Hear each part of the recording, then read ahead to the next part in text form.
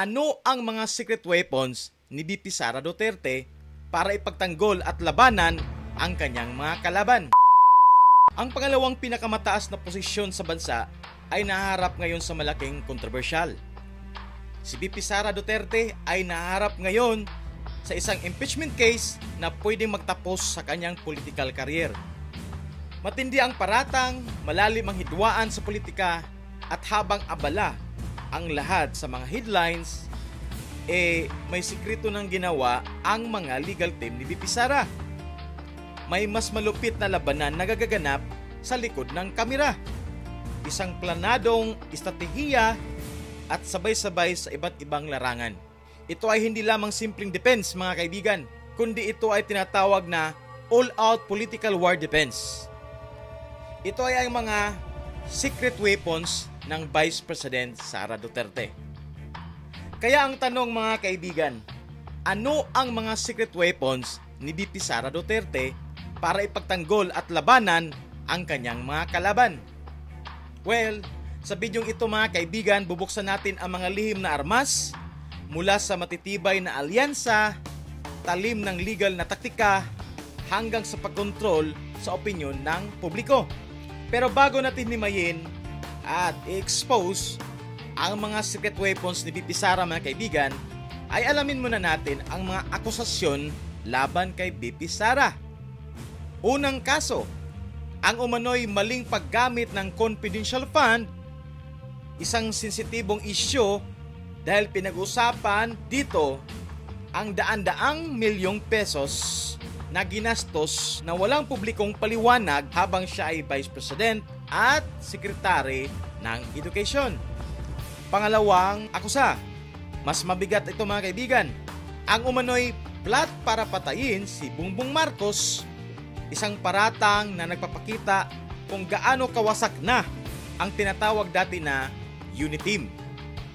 Pangatlo at ang iba pa, connection sa extrajudicial killings, o alam naman natin yan, kinakonek si VP Sara nung sa Quadcom, pero wala silang makita kaya hindi na lang nila ikinakonek. Pangalawa, pag-uudyok ng insurrection. Pangatlo, di may piliwanag na yaman at bribery at graft.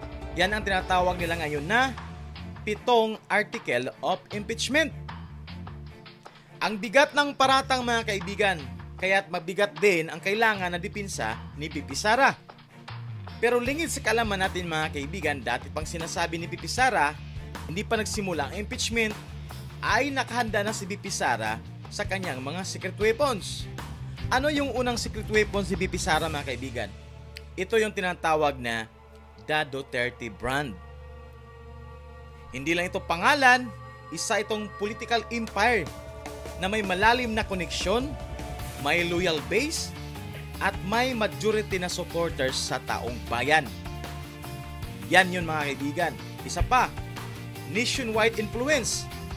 At ito ay napatunayan natin, mga kaibigan, nung nakaraang eleksyon na mataas ang trust rating ni VP Sara at sinong binoboto ng mga taong bayan? Yung Duterte 10. Yun nga lang, ang nakapasok lang ay 5. Pero hindi siya mas worse kaysa alyansa. Diba? So doon ipinapakita ng taong bayan na suportado nila ang mga Duterte. Okay? So ano yung pangalawang secret weapon? Ito ay tinatawag na legal daguhet laberet. Kumbaga ito ay political court ay tinatawag na kalasag o shield, at ang legal tactics naman na tinatawag na espada. Dito pumasok ang legal team ni VP Sara. So ang tanong, gaano kalakas ang legal team ni VP Sara? So, ang legal team ni VP Sara, mga kaibigan, ay pinangunahan ng law firm ni Fortune, Narbasa at Salazar. Kasama si Attorney Sigrid Fortune, veterano sa mga high-profile na kaso, at isa dyan yung kaso ni dating Pangulong Joseph Ejercito Estrada.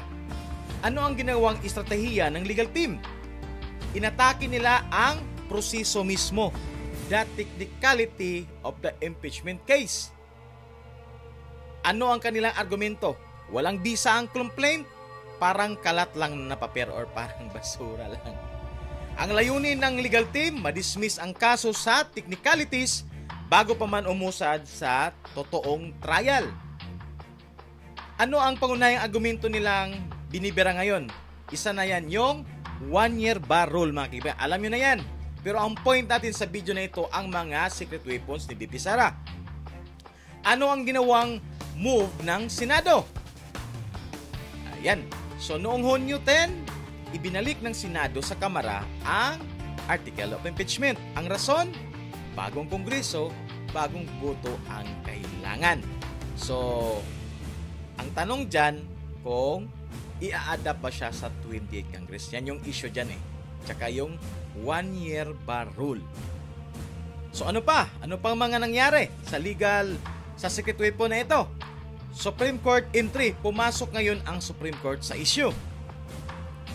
At ating napag-alaman before na si VP Sara ay nag-file ng petition doon sa Korte Suprema. At yun na nga, nung July 8, I think 8, yeah, inatasan ng Korte Suprema ang Kamara at Senado na magsumiti ng detalyeng proseso. At ito ay sinyalis na posible nang makialam ang Korte Suprema sa usaping impeachment issue na ito. Ito ay tinatawag, mga kaibigan, na bahagi ng isang complex legal mess, mga kaibigan. Ito yung tinatawag na taktika, designed to confuse, to delay, and outmaneuver the enemies. At isa ito sa mga secret weapons ni VP Sara. Pangatlo, ito ang pinaka-importante sa lahat ng mga kaibigan na secret weapon ni VP Sara. Opinyon ng taong bayan. Sa lahat ng weapon na nabanggit natin, ito ang pinaka-importante at ito ang battlefield na hindi dapat pabayaan. Kasi ito ang tinatawag na sentiment or sentimento ng masa. Dito pumapasok, mga kaibigan, ang sundalo ng social media. At yun ay ang mga solid supporters ni VP Sara, mga DDS, mga mamamayan na sumusuporta kay VP Sara. As well as ang mga vloggers, mga kaibigan. Isa na tayo dyan na nakikipaglaban sa tama at totoo para mapanatili ang awareness ng taong bayan kung may ginawa bang kabaluktutan ang pamahalaan. Ano ba kasi ang narrative ng kalaban? Ito ang narrative ng kalaban, mga kaibigan. Ginagamit ang impeachment para patahimikin si Sara. Totoo naman, hindi para sa hustisya, kundi para sa politika. Ano ba talaga ang goal nila? Tanggalin sa 2028 presidential race si VP Sara. Yan yung ginagawa nila ngayon. So, ano ang impact ng opinion ng taong bayan? Ano ang impact ng secret weapon na ito? Social media campaign, mga kaibigan. So far, until now, tuloy-tuloy pa rin ang social content ng mga vloggers, mga DD supporters, magko-comment sa iba't ibang platform para lang suportahan si VP Sara. Diba? Yun ang impact niyan. So, in this kind of weapon, mga kaibigan, napaka-importante siya kasi kailangan natin maabot at makuha ang sentiment ng masa. Pero ano ba ang effect nito? May positive impact na ba ito kay VP? Yes. Kasi kung isipin natin, mga kaibigan, ilang buwan na ang issue na to regarding sa impeachment na ipinukpok kay VP Sara. So far, mga kaibigan, ang suporta ng masa ay napakalakas pa rin. Kaya ganito siya grabe ka-importante. Kasi kung kakasuhan ka ng impeachment, sasabihin natin wala ka talagang ginawa. Kumbaga natripan ka lang. Walang suporta ng taong bayan. Ikaw na mismo, maisip mo na kahit wala akong ginawa, wala nang suporta ng taong bayan, ano pang papel ko dito sa posisyon na to? So mag-step down ka na lang at mag-resign. Pero sa ngayon, mga kaibigan, nakikita naman natin na ang narrative ng masa ay full support talaga kay VP Sara. Kaya isa ito sa pinaka-the best at pinaka-secret weapon ni VP Sara na ating sinasabi, mga kaibigan. Ang pang-apat na secret weapon, mga kaibigan, ang pang-apat, mga kaibigan, hindi lang ito para kay VP Sara, hindi lang ito para sa individuals, kundi ito para sa ating bansa. Ito ay ang panalangin sa taas. Yes po, ito yung pang-apat na secret weapon ng bawat tao. Hindi lang kang VP, hindi lang kang vice presidente, kundi pati sa ating lahat para sa future ng ating bansa, mga kaibigan. So, sabi nga nila, panalangin sa taas ang pinakamahalagang sandata ng kahit sinuman. So, yun po. Yan po yung 4 na secret weapon ni VP Sara. Balikan natin.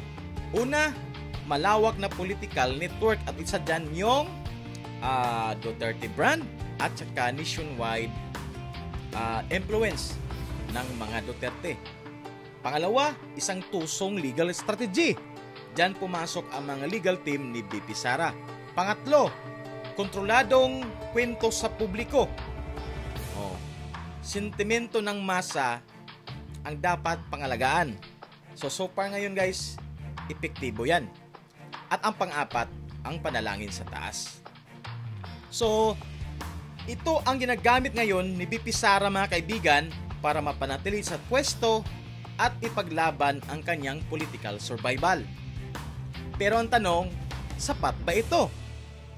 Ang impeachment na ito ay hindi lang laban sa isang tao, isa itong pagsubok o test ng ating demokrasya. At labanan ito ng 2 pinakamalaking pamilyang politika sa bansa. Yun ay ang Duterte at Marcos mga kaibigan.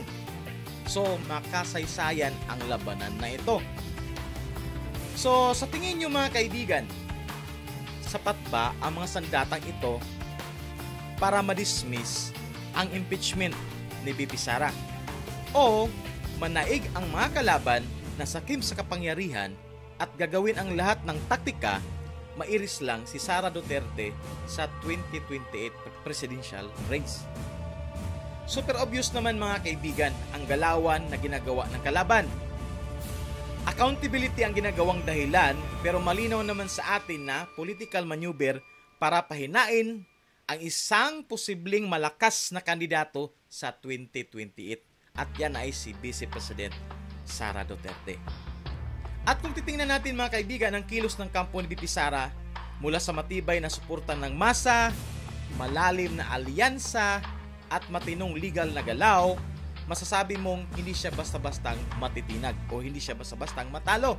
Oo nga naman, at samahan pa ng dasal sa taas. So magkomento po mga kaibigan kung naniniwala ka pa rin sa VP Sara or hindi na. Magkomento po. Suportado mo pa ba si VP Sara regarding sa lahat ng mga controversial na itatapon sa kanya? Ayan. May tiwala ka pa rin ba ka VP Sara? Ayan, magkomento po mga kaibigan. Magkomento po mga kaibigan. So yun na po mga kaibigan, nailatag natin ang secret weapon si VP Sara kung bakit until now ang tibay pa rin ng kaniyang kampo. Hindi pa rin natitinag. So 4 yun. So kung may naisip pa kayo dyan na idea na isa pang weapon na nakalimutan kong sabihin, pwede nyo po i-comment sa comment section mga kaibigan. Ayan po. So base sa ating pag-analisa, sa ating prediction, base na rin sa ating mga nakita, sa obserbasyon sa mga pangyari, yun ang naisip kong secret weapon ni VP Sara na kung saan, bakit until now, hindi pa rin siya natitinag. At isa doon ang pinaka-importante mga kaibigan, ang sentimento ng masa. Kaya tayo mga DDS, mga supporters dyan, pangalagaan po natin ang sentimento ng masa. In what way? Spread the truth mga kaibigan. Spread natin ang totoo. Ipaalam natin sa mga mamamayan na ang kanilang ang mga paratang ay hindi totoo. Actually mga kaibigan, mas lalo pang tataas ang sentimento ng masa dyan kung itutuloy talaga ni VP Sara ang mag-public explanation sa lahat ng akusasyon laban sa kanya. Well, at dyan, mas lalo siyang lalakas. Yan po. Base sa analisa ko. Mas lalo lalakas si VP Sara. So may iba naman na nag-disagree na dapat hindi na lang niya i-public, mag-explain kung ma-dismiss o hindi matuloy ang impeachment trial. Pero para sa akin, mas magandang i-explain niya. Kasi gagawing reason out ng kalaban yun, di ba? At isa pa, mas lalong tataas ang sentimento ni VP Sara sa masa. At mas lalo siyang lalakas sa 2028 at hindi na siya mapipigilan ng kalaban. Di ba? So kung nagustuhan nyo ang ganitong mga content mga kaibigan, huwag niyo pong kalimutan mag-like, share, and subscribe sa ating channel. Ayan po. So hanggang dito na lang muna po tayo mga kaibigan. Hanggang sa muli. Bye-bye!